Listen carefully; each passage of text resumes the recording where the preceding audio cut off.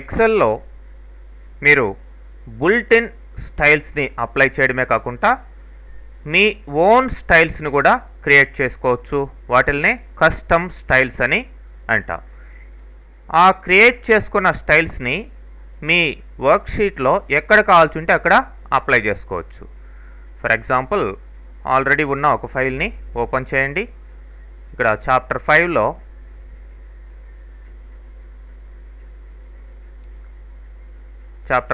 మీకు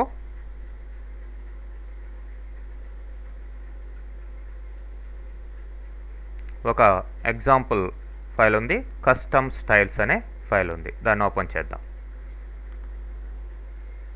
ఓకే, దీంట్లోనే కాదు, ఎక్కడైనా సరే, ఏ ఫైల్లో అయినా సరే మీరు అప్లై చేసుకునే అవకాశం ఉంటుంది. ఓకే, సో ఇప్పుడు ఈ కస్టమ్ స్టైల్స్ క్రియేట్ చేయడం అంటే ఈ డేటాకి లేదంటే సెల్స్కి మీరు ఫాంట్స్ని, కలర్స్ని, బ్యాక్గ్రౌండ్స్ని, సైజెస్ని వీటినంతా సెట్ చేయడం అనమాట. ఫర్ ఎగ్జాంపుల్, ఇక్కడ గ్రాఫిక్స్ అనే పార్ట్ ఉంది. ఈ పార్ట్కి నేను స్టైల్ పెట్టబోతున్నాను. హోమ్లోకి వెళ్ళండి. ఇక్కడ ఫిల్ కలర్, ఏ కలర్ కావాలో ఆ కలర్ ఇవ్వండి. ఫర్ ఎగ్జాంపుల్ ఈ కలర్ ఇచ్చాం. అట్లానే ఫాంట్ కలర్ కూడా సెట్ చేయండి. ఫర్ ఎగ్జాంపుల్ ఫాంట్ కలర్ ఇది ఇస్తున్నాను. అట్లానే ఫాంట్ సైజ్ కూడా కావాల్సి ఉంటే ఇంక్రీజ్ చేసుకోండి. అట్లానే ఫాంట్ నేమ్ కూడా మార్చుకోండి.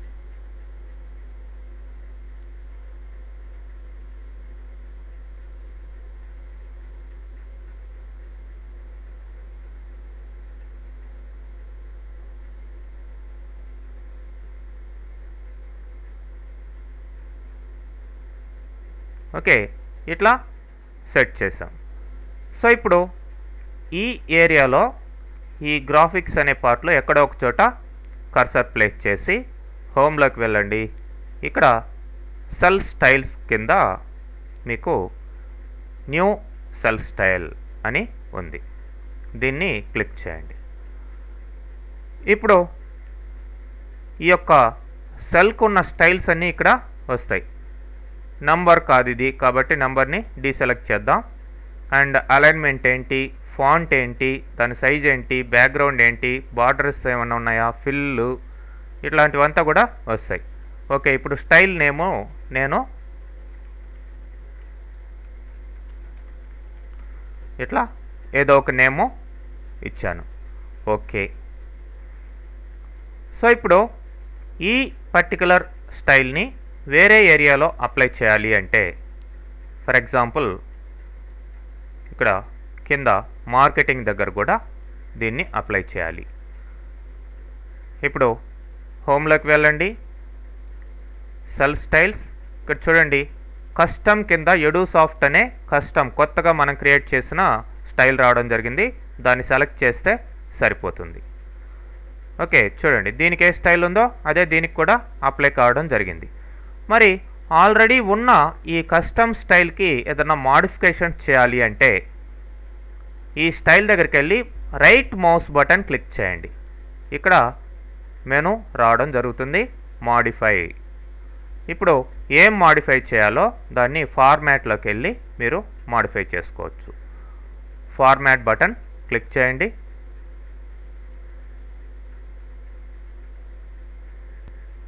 సో మీకు ఫార్మాట్ డైలాగ్ బాక్స్ రావడం జరుగుతుంది. ఇక్కడ ఏం మార్చాలో దాన్ని మార్చుకోండి. ఫర్ ఎగ్జాంపుల్ ఇటాలిక్ పెడుతున్నాను.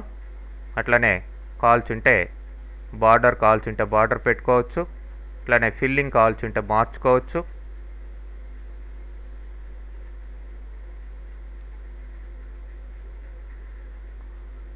ఫైనల్గా ఓకే అని ఇచ్చినట్లయితే అండ్ దెన్ సే ఓకే. చూడండి చేంజ్ కావడం జరిగిందా, అలా అన్నమాట. సో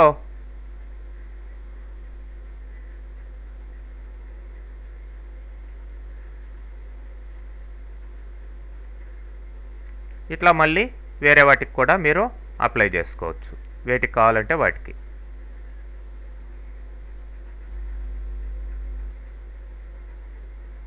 ఓకే, ఇలా మీరు ఈ యొక్క కస్టమ్ స్టైల్స్ని క్రియేట్ చేయొచ్చు. మరి ప్రజెంట్ స్టైల్ ఏంటి అనేది మీరు ఐడెంటిఫై చేయాలి అంటే జస్ట్ ఈ దేని మీద కావాలో దాని మీద, దేనికి స్టైల్ కనుక్కోవాలనుకుంటున్నారో దాని మీద కర్సర్ ప్లేస్ చేయండి. హోమ్లోకి వెళ్ళండి. ఇక్కడ సెల్ స్టైల్స్ అని చూడగానే మీకు హైలైటెడ్ స్టైల్ ఉంటుంది. చూడండి 40% ఇది హైలైటెడ్ స్టైల్. అదే వేరే దగ్గర కర్సర్ ప్లేస్ చేయండి. హోమ్లోకి వెళ్ళండి, సెల్ స్టైల్స్.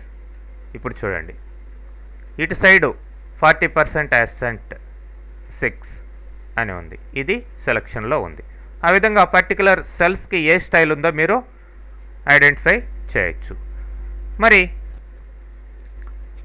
ఈ షీట్లో మనం క్రియేట్ చేసిన, అంటే ఈ వర్క్ బుక్లో క్రియేట్ చేసిన స్టైల్స్ని వేరే దాంట్లో అప్లై చేయాలి అనుకుంటే, ఫర్ ఎగ్జాంపుల్ వేరే ఫైల్ని ఓపెన్ చేస్తున్నాను. ఇక్కడ మెర్జ్ స్టైల్స్ అనే ఒక ఫైల్ ఉంది, దాన్ని ఓపెన్ చేద్దాం.